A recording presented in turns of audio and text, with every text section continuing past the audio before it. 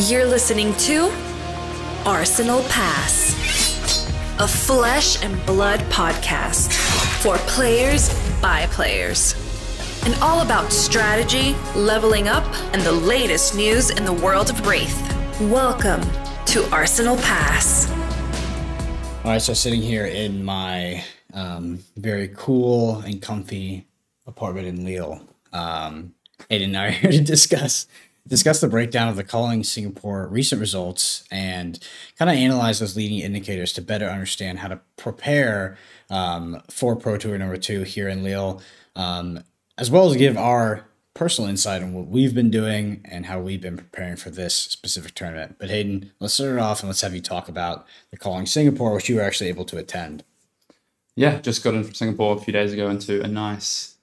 It's quite mild here in Singapore, in Lille compared to Singapore. No, it's not. I mean, there's no air conditioning anywhere in Lille, which is fun. So currently sweating it out right next to Brendan in his apartment. It's an awesome apartment. It's cool, just not cool in both terms. Singapore was awesome. So great experience. Just want to first of all give a big congratulations to Jason Zhang, who won on Boost Dash, took it out. I guess a bit of a surprise win, right? Like not many people expecting Dash to have a big weekend coming into the event. So, Jason put up a really consistent performance to take out the event. I think he finished around like 3rd or 4th in Swiss. So it was locked, I think, a round before the final round, heading into top 8 and took out. I actually watched his quarterfinals match. So I stood right behind him and watched him play against Phi, a Phi player who'd been kind of running the tables all weekend. To take him out, head on to Briar, and then another Briar. And then a Briar in the final. So big congratulations to Jason. Also, just a super nice guy. I got to meet him a couple of times over the weekend. So awesome dude, and watch him play. The event itself was like really well run as well. So it was at quite a nice convention center hall, like kind of near the airport, so a little bit out of Singapore, but in a pretty good spot. And I think it was done by Fabled out in Taiwan, was part running the event in conjunction with a couple of stores, I think, in Singapore and with LSS. Just really well run. So it was quite a good event. Day 1 was like a little bit slower than you might expect from some events, but then day 2 was really good. And they had great side events and a Battle Hardened. I think they had 179 players for Battle Hardened on day 2. So a massive Battle Hardened. It might be the biggest Battle Hardened I think that we've had. So maybe not as big as PT New Jersey potentially, but massive. I was surprised. I thought they said 90 and they said no, 179. So a lot more players than I expected. I played Viceroy for the weekend, so I ended up finishing 7-5 in the calling. I think obviously not the result I wanted to have, but kind of learned a lot, I think. So excited to maybe break down some of those learnings from both draft and classic constructors, and kind of what I sort of learned and what I guess because we're taking it as a group kind of leading into Lille and the things that we've learned and we've talked about this week, maybe just a date stamp it and time stamp it, Brendan, but we're Thursday morning before the Pro Tour. So in 24 hours time, we're going to be sitting down for round 1 of PC number 2. Yeah, can't wait for that too. So I definitely have a lot of questions still concerning the Calling Singapore, and we're going to head into that. But before, we're in Lille, we're in France, culinary hub of the world here. So we gotta open that queue and cook it up here. Do you have something for us?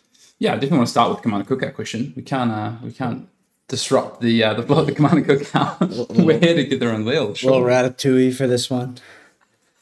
So I got a question from Trevor from the Discord here, from the Arsenal Pass Discord. If you do want to get your questions in, you can get them into arsenalpassfab@gmail.com. You can drop them in the YouTube comments below. You can tweet at us, or if you are on the Discord, Patreon Discord, you can drop the question in the Commander Cookout question section.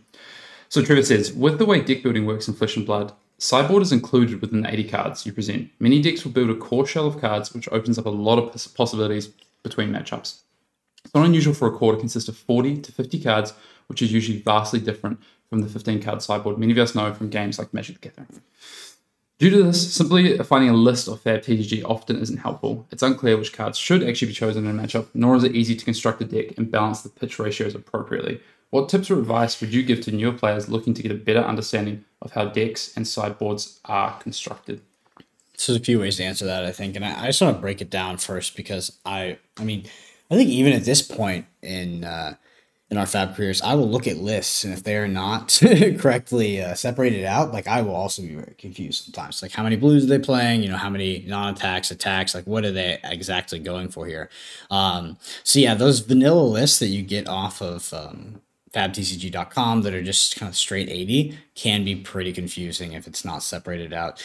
In terms of like how the decks are built with cores and with the so-and-so sideboards, and not that traditional 15 card sideboard that you're used to in Magic, I know I prefer that. The idea behind that is the core is just what your deck wants to do every single time. It's the identity of your deck, and the rest are sort of tools that come in for each specific matchup. For breaking down the list, Hayden, what is your recommendation? How do you go about it? How do you go about parsing, understanding, and articulating sort of a vanilla 80 card list that you've picked up? And even more, what if it's a hero you don't play? Because I know that we even talked about this recently because we want to have Icelander in our gauntlet. We take that 80 card list. How do we pick that deck up and start playing it as a gauntlet? How do we learn it? Yeah, if you think about like just permutations of an 80 card list, if you're going to present 60 cards or 60 plus 5 with your equipment and weapon, there's so many different like iterations you could have. And Trevor talks about like ratios and stuff as well. So just looking at a list and trying to decipher what they're doing with, first of all, just the cards they're presenting, but then second of all, like game plan is huge as well. Like we're not even talking about just how you approach a game plan perspective. So I think that's really difficult. And I think there's, there's some tools out there in the way that people break down their deck text and things like that. If you're looking for lists that make it a lot easier to digest. I know we try and do that.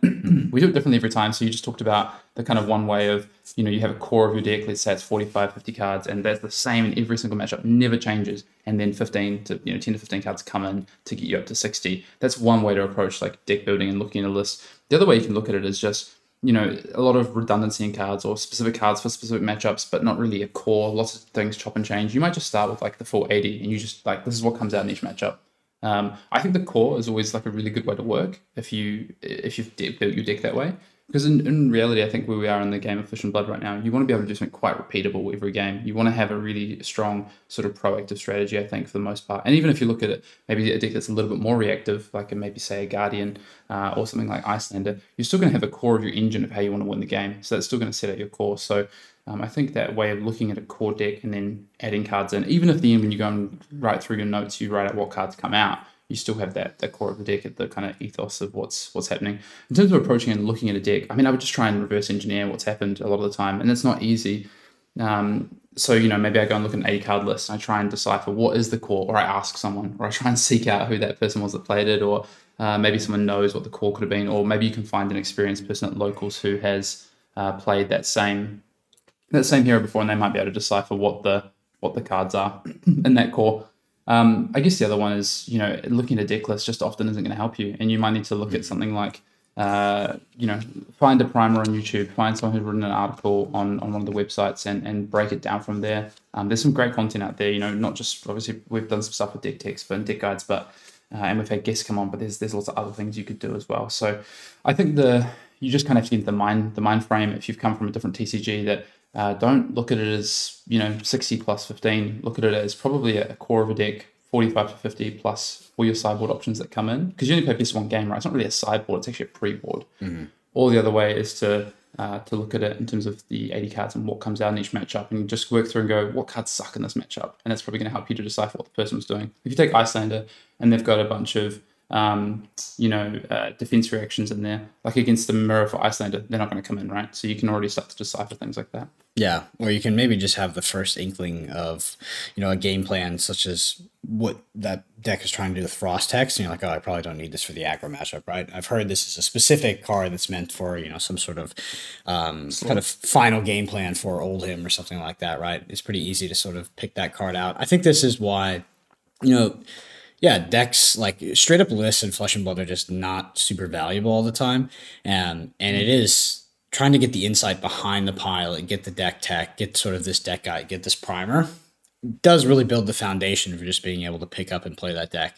Because even if you did have a list and a guide on like what cards exactly to put in for each matchup, like Flesh and Blood is just one of those games where you can have dynamic game plans that can get quite complicated, right? Especially when you're setting up end game states or something like that. It's like, if that's what your deck is trying to do, no matter if you have the exact 60 cards, if the whole core competency of the deck is to build some sort of end game plan, whether it is through something like Frost Hex or, on Kano, you're trying to play to that Aether Wildfire, and you're not aware of that, then the deck can sometimes just not function, right? Mm-hmm. So that context is key. And yeah, I mean, I think it's a lot of discussion, and it's one of the things I like about Flesh and Blood is that there's a lot of discourse around sort of how to play the game, and everybody's got their own opinion. Yeah, even the same list. And this, I think this is probably beyond Trevor's question now, but I think it's a really interesting point is that when you look at how to play a deck, you pick up the list, each person's going to play it differently without context of what maybe the initial deck was trying to do.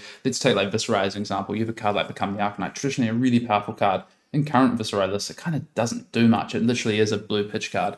But, some people might pick up that deck and go, this is the most powerful card in the deck. I'm going to play with the intent of always trying to use this card the best as possible.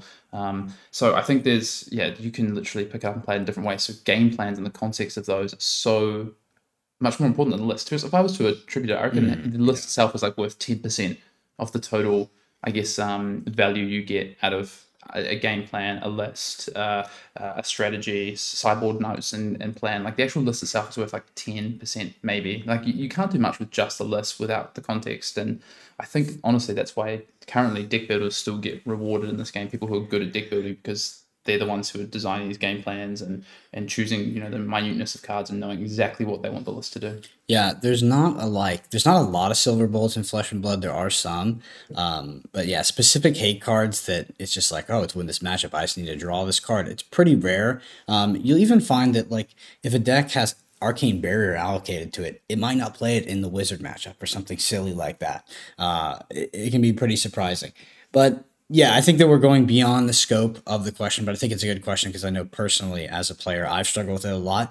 And, I've gone to the Fat TCG website to get the new hottest list, and I'm just like, oh, what do I do with this?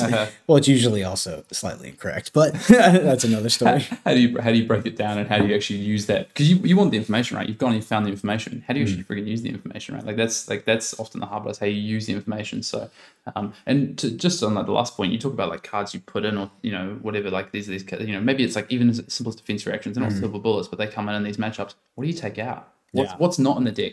What's coming into the deck is almost as important as what's being left out of the deck. It could completely change the structure of the deck, and you might lose the core game plan.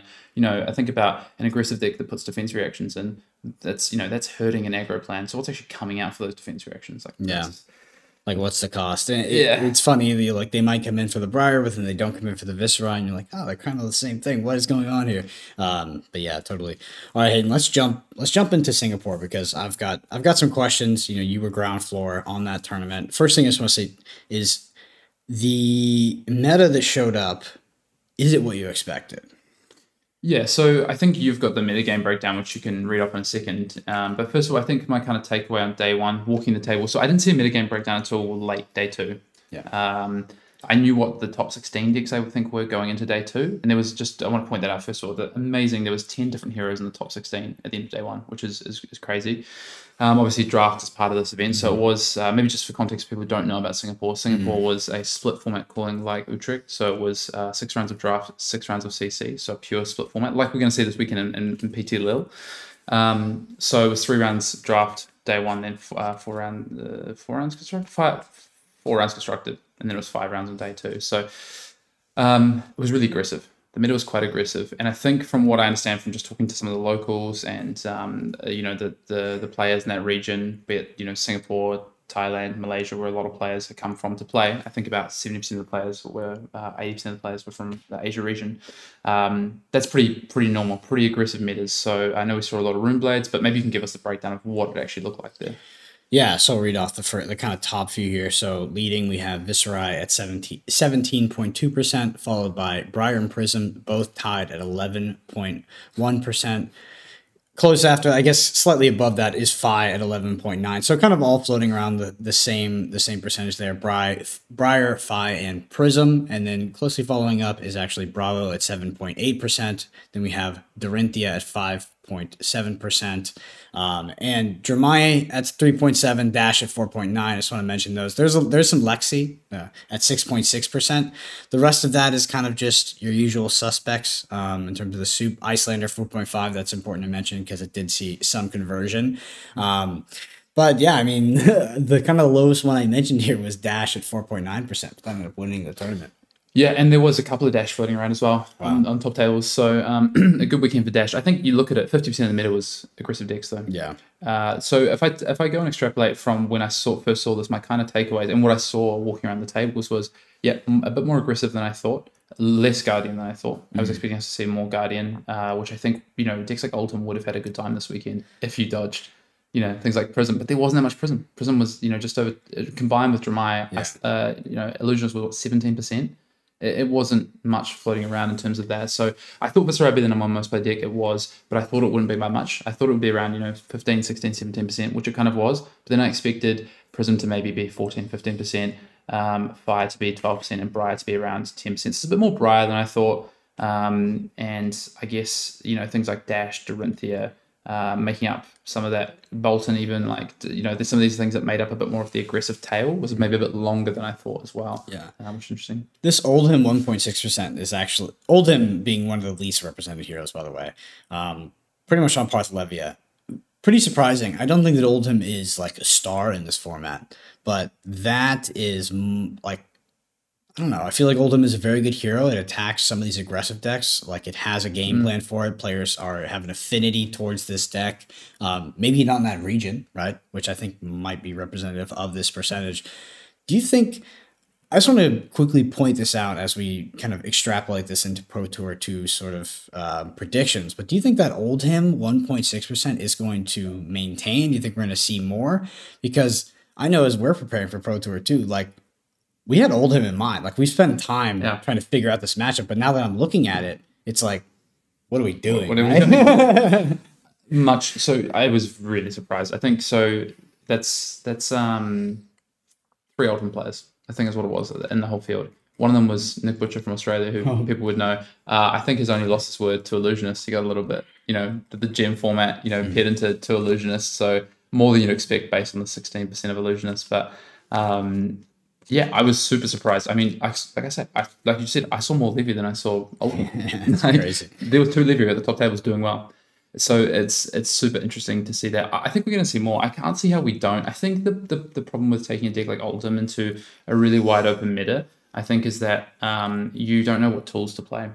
Oldhim, I think, has had a really tough spot in this meta because I think you need to be really, even against aggro and decks like Viscera and Briar, it's not necessarily an easy matchup. I think you have to have the right tools for those matchups. And then if you're also trying to tick against people bringing Icelander and then people bringing, maybe Fire is a different, the way Fire and Runeblades play is not the same. So you have to have different tools. And then all of a sudden now you've got to start to think about Icelander coming in. You've got to think about maybe the Bravo matchup as well. And then of course Prism and Dramai. So I think maybe just a really tough pick this weekend. But in a more narrow field, I expect to see more Oldhim. But then Bravo was only 8%, which really surprised me. I actually thought Bravo, and I kind of admitted this before when we were talking, I just forgot. I actually thought Bravo would probably be the 3rd most played deck this past weekend in Singapore. So I guess in my head, maybe if I just remove percentages because that could skew things, but I thought it was going to be like Viscera, Prism, Bravo, top 3 decks, and it was not. It was 3 aggro decks. Looking at this breakdown, I mean, I think Kano would have actually been a pretty decent deck to play at this tournament, which is pretty funny. Some of these Guardians and as well as Illusionists have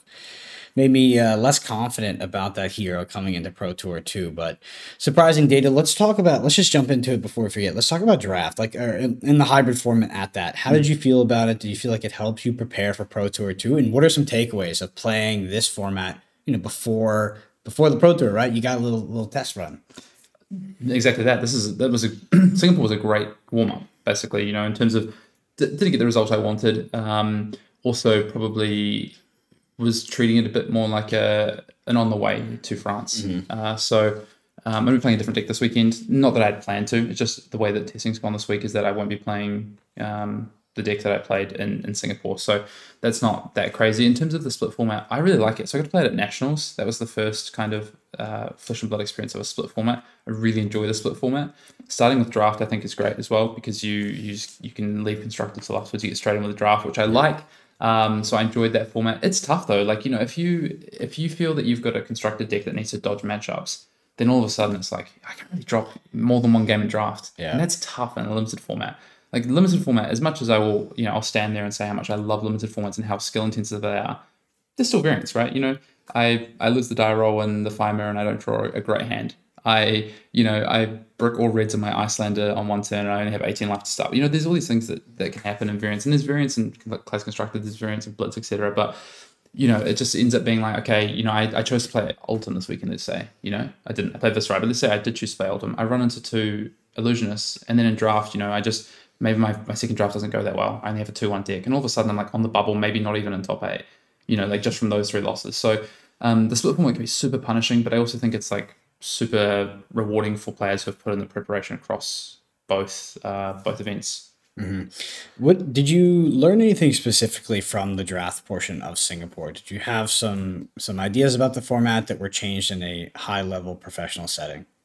I think it was more solidifying some of the ideas I had around the format. So I like Icelander. Icelander is still good, I think. I had a conversation with some players on Saturday after draft 1 about some cards in Fire. And in draft 2, I drafted Fire, and I drafted some cards I probably wouldn't usually draft, just based on some of the things that people had said about cards they liked. I probably let some influences come in from the outside, and I ended up with a draft deck that I wasn't happy with, a Fire deck that I wouldn't traditionally draft, and I think that solidified my sort of ideas around Fire and how I want to build that kind of deck to be just as consistent as possible and not worry about some of the cards that are a bit more high ceiling but low floor.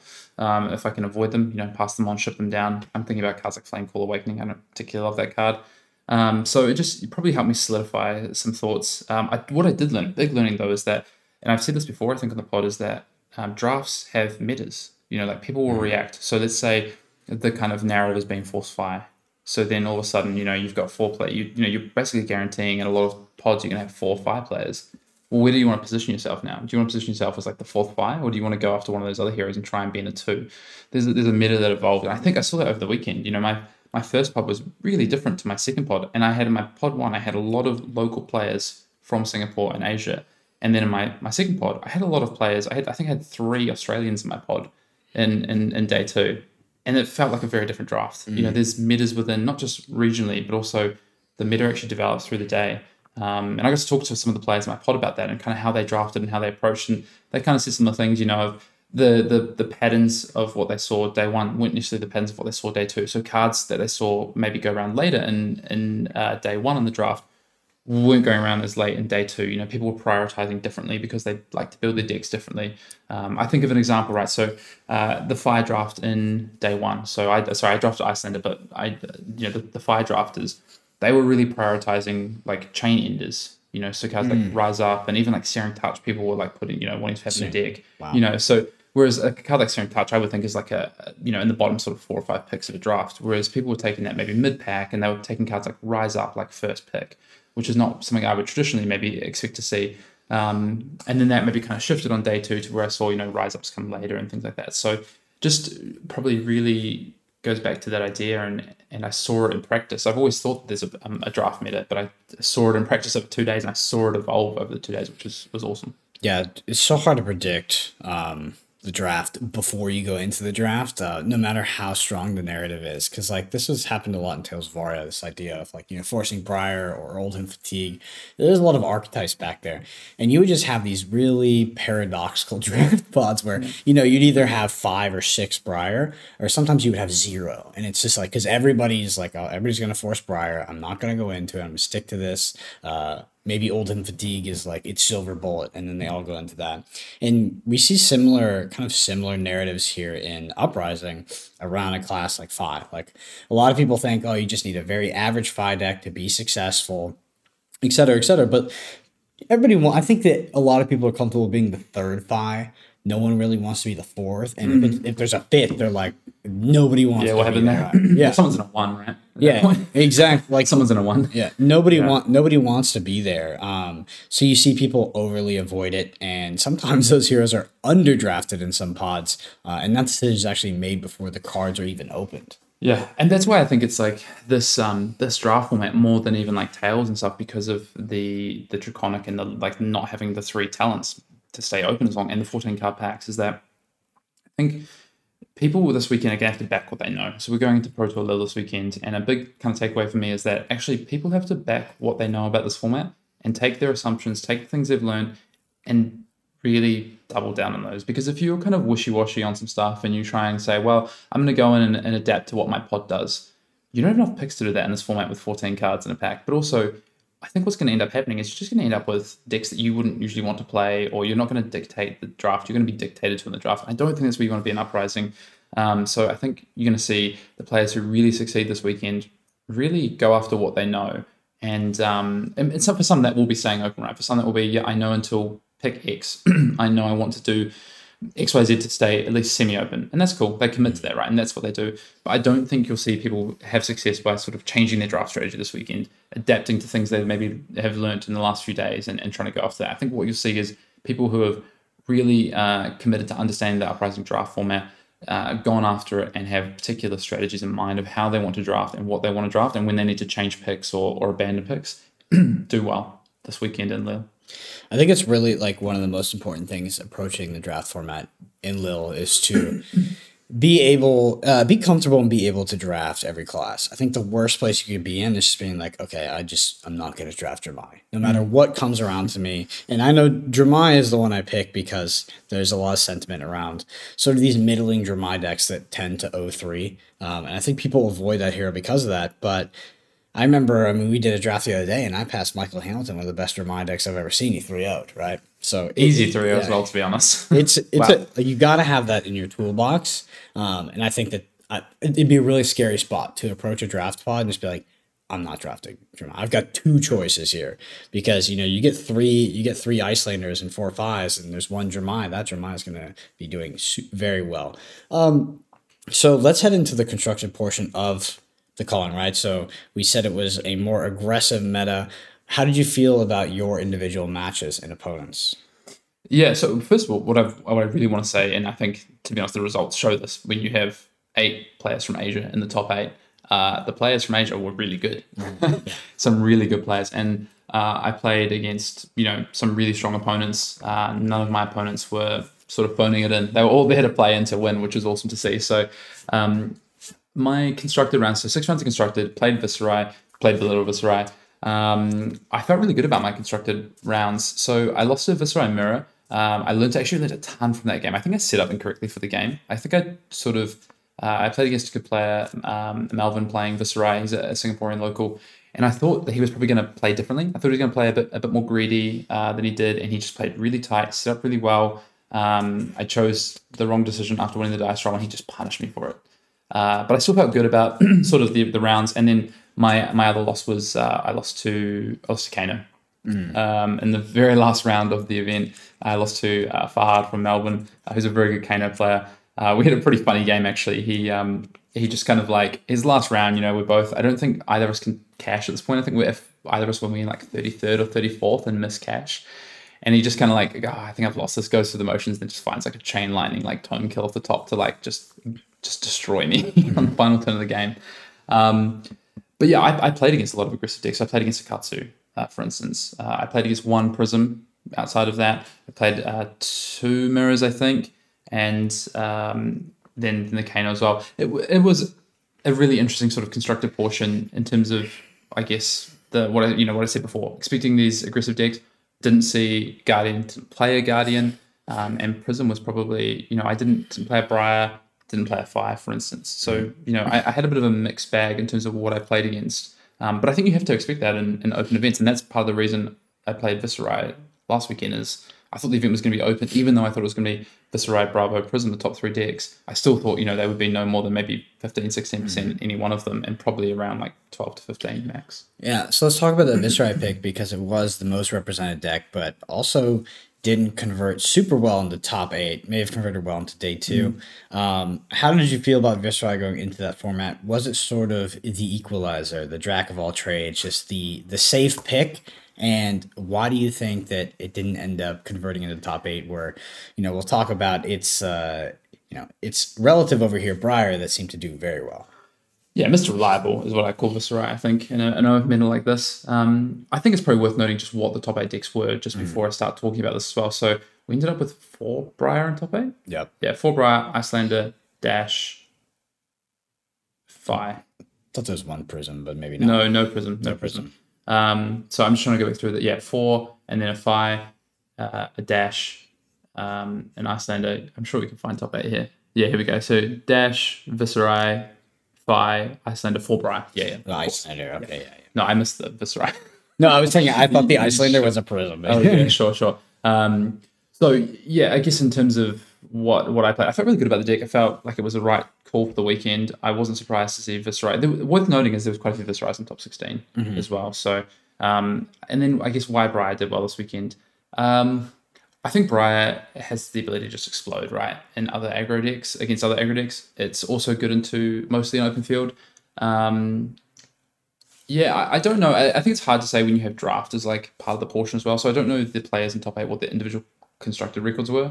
I think the 5 player was like, I think he like won all but one of, I think he went 5-1 in constructed. I don't really know about the Icelander player. I think he went 4-2 maybe in constructed, had a really good draft time. So it is hard to say exactly, are these top 8 decks representative of a constructed format, because there's 6 rounds of draft in there. So they're obviously not, right? Yeah. But what does the extent mean? I mean, I think obviously Briar was a good pick that weekend. I think Viscerai was a good pick. I think looking at it, I don't think 5 was necessarily a particularly great pick. There wasn't as much Prism to prey on as maybe you'd like. And the other reason I think Briar did well was just Guardian didn't show up. Yeah. That's a big part of the conversion, I think, in the top 8. I want to quickly talk about, just for context, the top 4 of the Battle Hardened. Oh, yeah. Well. So, stark difference. So, first we have Icelander. Second, 11-0 Icelander, by the way. Did not drop a game. Yeah. First, Icelander. Second, Oldhim. Third, Briar. Usual suspect. But fourth, Lexi. And the rest was, actually, fifth, Katsu. And then the rest, Briars and Viscerais. So that is a very different top 5 than you saw in the calling. Do you think that this is more representative of the constructed format than the calling top 8 results are?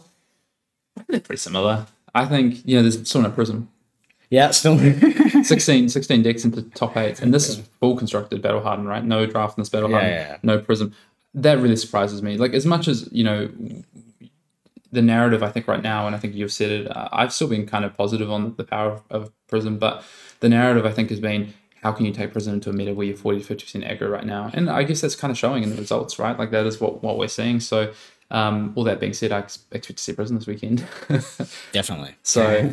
Yeah, I guess in terms of the top 8 shit, is this more representative of maybe what we see in Lille? I don't expect to see Katsu, so maybe not. Would I expect to see an Ultim in top 8? I'd probably expect to see a Bravo, but maybe not an Ultim. So no, but I think the kind of, if you say, okay, what's the narrative over the past 2 weeks? Aggro meta shift, yeah. Like 2 weeks ago it was like Bravo was, Bravo and Viscerai were maybe like the decks everyone was talking about, and then it was like, actually Prism's still really powerful, and then it's like, we just came out of Singapore and, 6 out of it was an aggro top 8. Apart from Icelander, every deck in that top 8 was an aggro deck. Yeah, definitely. And let's just go into that. How do you expect this to change? How exactly do you expect this to change for Pro Tour number 2? Because it's also a different region, right? And I think there is some regional influence here with the Ultimate at 1.6%. So going into the Pro Tour, everybody has this data. They have the results. I expect Viscerai to wane. I expect less Viscerai. I still think it'll be a very popular deck, but I do think that the most popular deck will probably be Briar. Puts 4 in top 8. It wouldn't be very surprising. I think that Briar is a deck that people call back to nowadays. It's sort of a staple, and it's usually quite powerful. So I feel like a lot of Viscerai players have Briar in their cabinet, right? They're able to pull it out. So after seeing the results that it had, whether they are, good results to use to pick a deck for PT2 or not, I think we're going to see more Briar. I think we're going to see less Viscerai. I don't know about Bravo, but Prism, you would expect to see less. But historically, if we look at any tournament that's ever existed in Flesh and Blood, Prism shows up in force. In the Northern Hemisphere, yeah. This is the lowest Prism representation for the Southern Hemisphere, right? So. Yeah. And then obviously more Oldhim. Oldhim got second place at the Battle Hardened. So it's definitely a deck, right? It's a deck that warrants more than 1.6% probably. Yeah. So I don't actually agree. I think Viscerai is going to be the most played deck still, and I don't think it's going to be too dissimilar to what we saw. What the cool thing is, I don't think we're going to see a deck be more than 20% of the meta this weekend, which was never a possibility. We had 2 decks more than 20% of the meta in New Jersey, and Prism wasn't far off. It was 20% on day 2. So.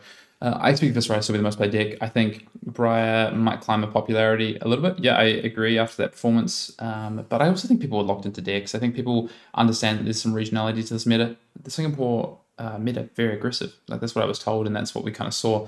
The meta in Northern Hemisphere, and particularly in Europe, traditionally love controlling decks, like sort of combo style decks. So I expect us to see, more Guardian, definitely.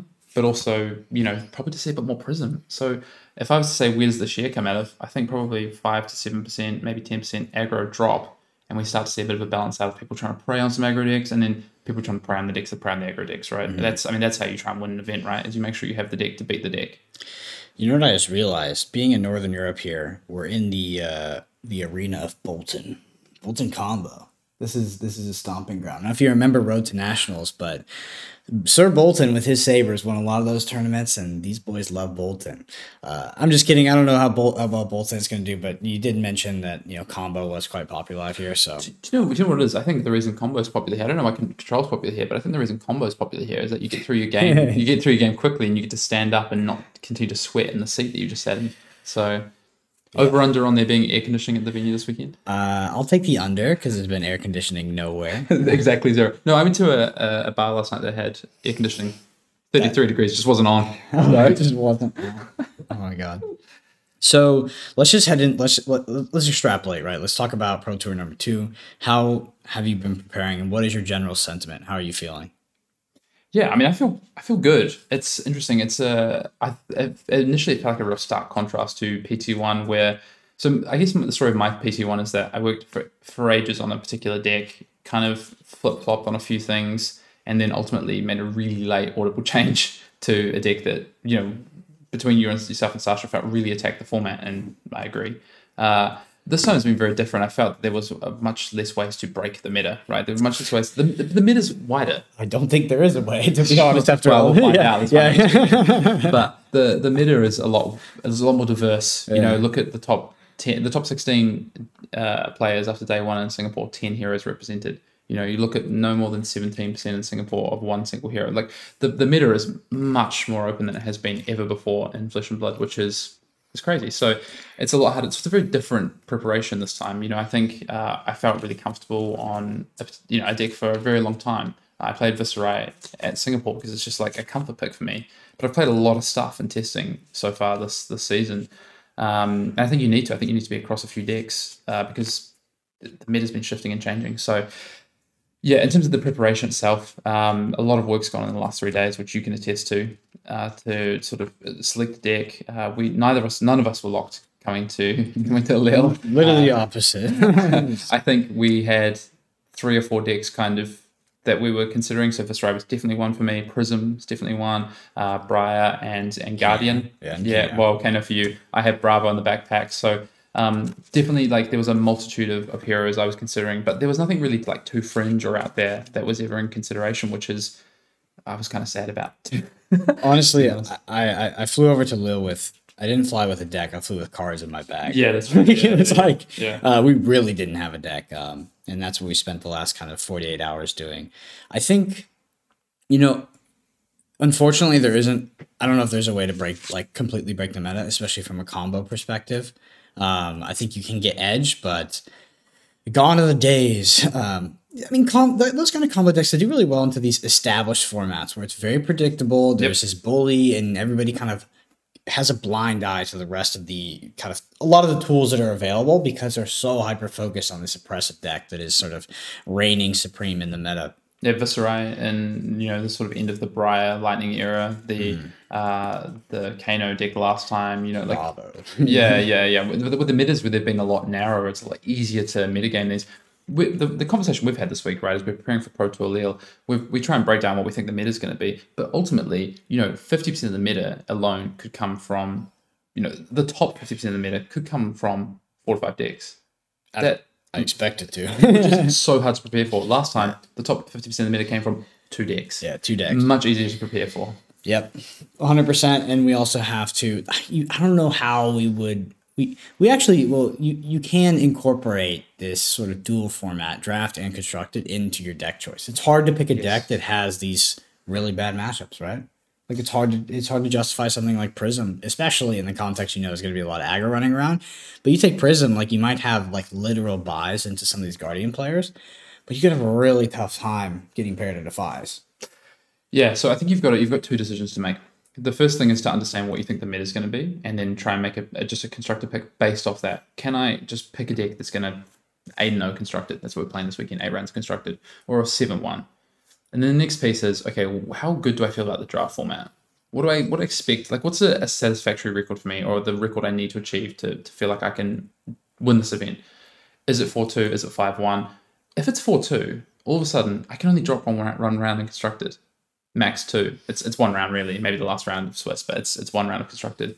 So playing a deck that loses to maybe 30% of the meta, or has a bad matchup into 30-40% of the meta, kind of off the table, I think. So, but on the flip side, maybe you feel really good about draft. You think you can 5-1, 6-0 the draft pretty easily, and you want to play a deck for top 8. You want to play just the strongest deck, just as maybe it has some bad matchups, but it's just the most powerful thing you can play. Well, then you can justify that. So I think you kind of look at it in two different ways, and you assess it on 2 different criteria at least, and make a pick based on that.